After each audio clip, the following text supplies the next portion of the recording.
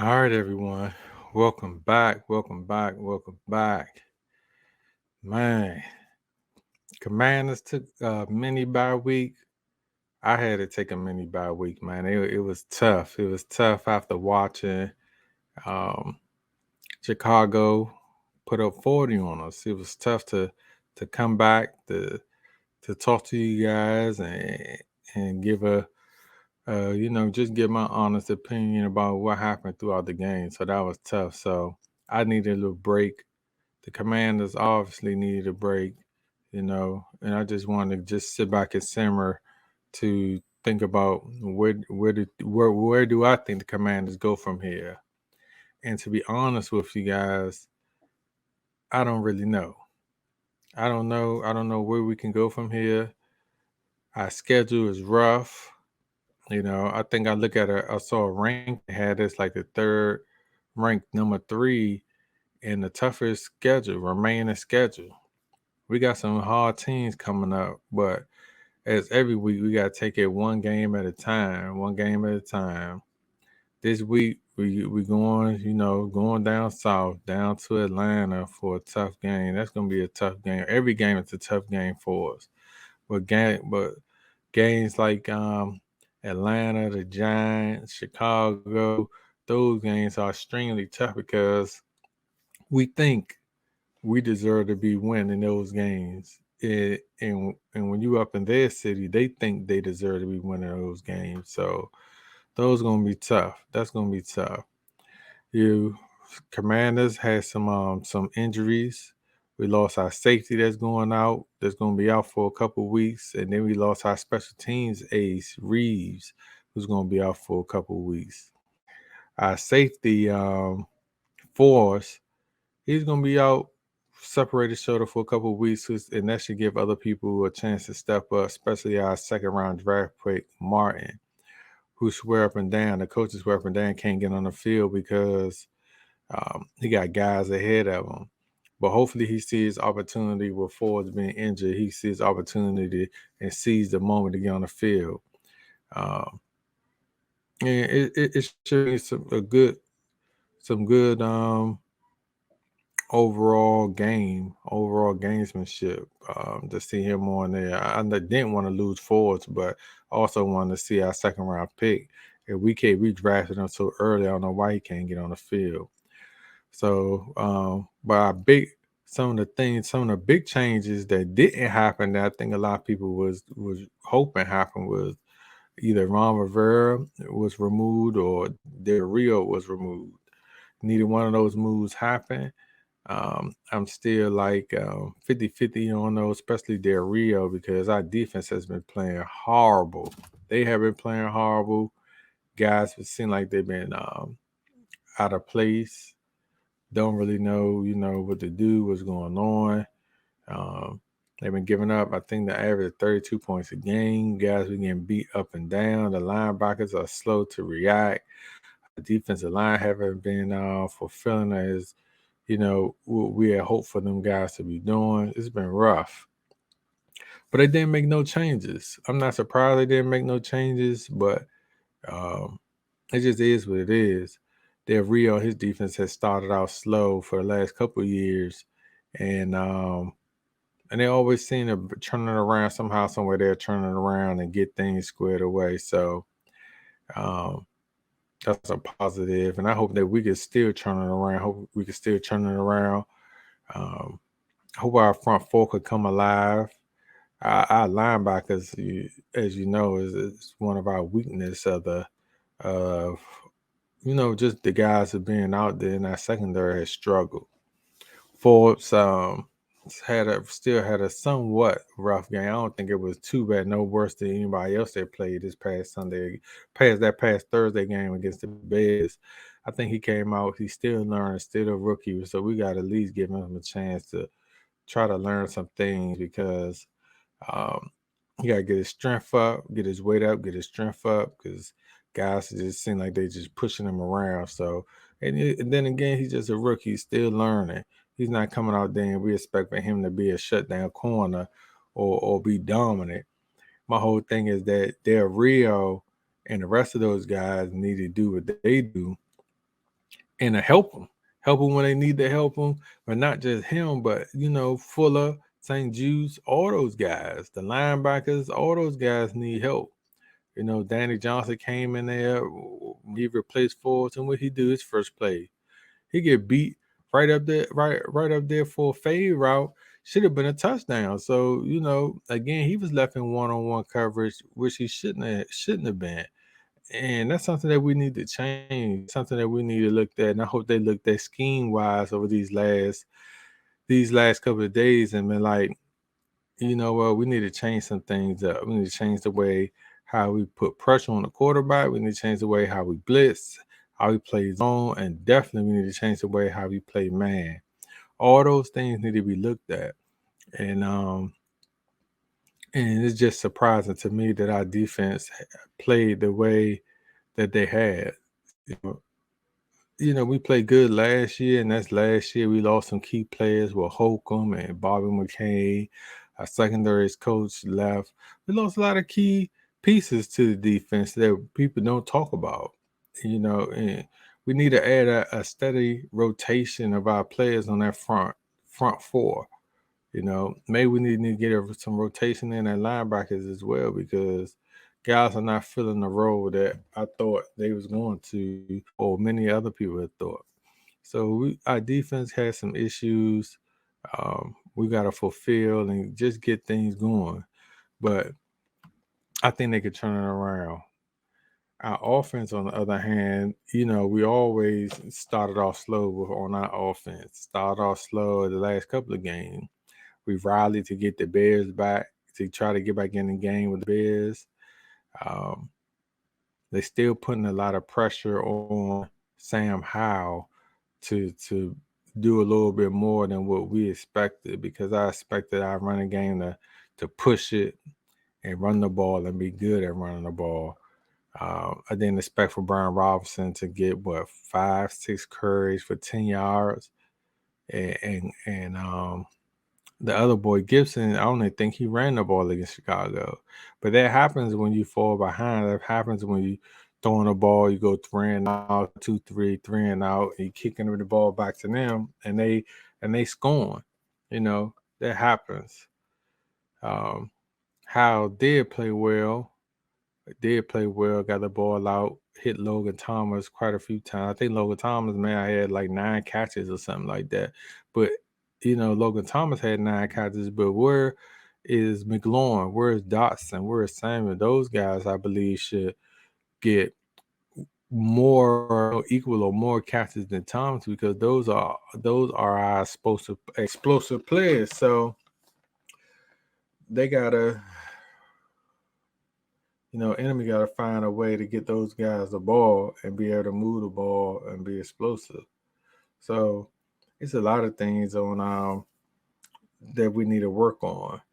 But looking back, it was a tough loss, tough game. You try to lose games like that. No, you don't try to lose them, but they happen. And all you could do, move forward and look at Atlanta. Atlanta coming in, I think they like 3-3, 3-3, 3-2, something like that. They coming in, they feeling confident. They came back and beat their game with the last second field goal. We beat them last year. Actually, I was at that game where we eked that win by and beat them last year. So they let that game last year, like, damn. Now they come down there to our house, let's put that thing on them. We came up there, they beat us. Now they looking to get back at us. They got our boy Heineke down there on the bench. He trying to motivate the guys, to get the guys going. So Atlanta is still trying to fight for their season the same way we trying to fight for ours. It's going to be whoever, the strong survive. But I think it should be a favorable game for us to win. I only think Atlanta, and I hate to say it, because I was saying the same thing about Chicago scoring. And look, they dropped 40, so I don't even want to talk about Atlanta scoring. Can they score? Can they not score? What's his name? Ryder? Can he move the ball? When he throw the ball, I can't even think of one Atlanta receiver. I'm still pissed off they let DJ Moore go up and down the field. I'm gonna think about and I think about playing against Chicago, Justin Fields and DJ Moore. Justin Fields threw the ball to one wide receiver the whole game. No other wide receiver had the ball. Threw a quarter completion. One wide receiver, two tight ends, and that was it. We couldn't stop Justin Fields. Man. But it'll be rough. It's gonna be rough playing against Atlanta. I can't even think of, the sad part about all of this. I can't even think about anybody that's on the Atlanta football team that's good. When you sit back and I think long and hard, who's on Atlanta that I'd be like, okay, I'm afraid of. They're gonna do good. We gotta you gotta keep your eyes on this guy, eyes on that guy. Who on Atlanta team is good? I'm gonna see if I can pull up their roster real quick and see who's actually on Atlanta team that they need to be worried about, because I just can't fathom anybody on their team that's they should even consider being good. Maybe that's on us. Let's see. And maybe that's the reason why we keep getting our ass whipped, because we're trying to look at who good on their team, who not good on their team. And we coming out there, we underestimating other teams. We coming out there getting our ass whipped. Bad. Well, I'm going to go ahead and I'm going to look on their roster and see who they got. Desmond Ridder, that's their quarterback. Let's see. Who else they got on here? Damn. Schedule team. Let's see who they got on here. That should even be. They still got my man that was playing wide receiver, running back. I can't even think of his name. Oh, they got Calais Campbell on defensive line. Let's look at their depth chart. Think about some guys on their depth chart. They got Drake London, Kyle Pitts, Mac Hollins, Robertson, Cordero Patterson, Desmond Ridder. See, they got some guys. I mean, not to be no disrespect to none of them. I mean, they just got some guys. They just got some guys that can go out there. Of course, the Cordero Patterson gonna kill us. He gonna run all over us like he the next coming of Jim Brown. These wide receivers, Mike Hollins and Drake London. Come on, man. Kyle Pitts. Come on, man. And then they got the defense. All right, Grady Jarrett, Calais Campbell, Bud Dupree, AJ Terrell. Man, I mean, the same thing like their defense. They on their defense don't have anybody that we need to be worried about. But again, I keep saying that, but we go out there and we need to be worried about these guys. We need to be worried about what they can do. They trying to keep their season alive. They trying to win some ball games. And, I don't know what to say. I don't know what to do. Commanders need to come out here and show if they could come out here and win. That's what we need to do. We need to come out here and show that we can win. We can control the game and keep the heat off Sam Howell. Run the ball, control the clock, get the ball to your playmakers and control them. This should be a good game for our defense. I thought against Chicago that was going to be a step-up game, but they blew us out. Sorry that happened. It probably was deserving that they blew us out. But, we're going to sit back and we're going to see. This week, I still like us to win. Going to be a close game. All our games going to be close. 23-20. We're going to have to play Atlanta. That should be a close game. I believe they should win. And hopefully we could come out with the W. We got the Giants right after that. The Giants always give us fits. Daniel Jones gives us fits. But going into this week, he's out with a neck injury. Hopefully, he stays out so we could get some time so we could rest and we could play them against their backup quarterback. But this week, I like us winning 23-20. It should be a good game, something that we should go in there and just play ball out, man. That's all I need you guys to do. Ball out. I don't need them to try to do no more than what they supposed to do. The defensive line don't do no more than what you're supposed to do. Linebackers, safeties, everybody. Don't do no more what you're supposed to do. Stay in your lane, do your job, and they should, it should be a good game. So I got them close game. I got them winning, but we're gonna see, guys. We're gonna see if we can hold on, hold out, and let's get over this Chicago Bear. Let's get over this 3-game losing streak. This 3-game losing streak that's rough on the new ownership, rough on the city. It's just rough on everybody when you watch them lose. So we need to, come in, show out, and do our thing. But I like us to win. Like and subscribe, and we'll see. Check you guys out right after the Atlanta game. Big game, college football. Colorado about to come on. They about to come on at 10 o'clock tonight. Big game Saturday on a college football schedule. Let's see real quick before let's see who is coming on a college football that's gonna be good for tomorrow. They got some. Oh yeah, Oregon and Washington. Let's see what Oregon do. Oregon talk all that shit.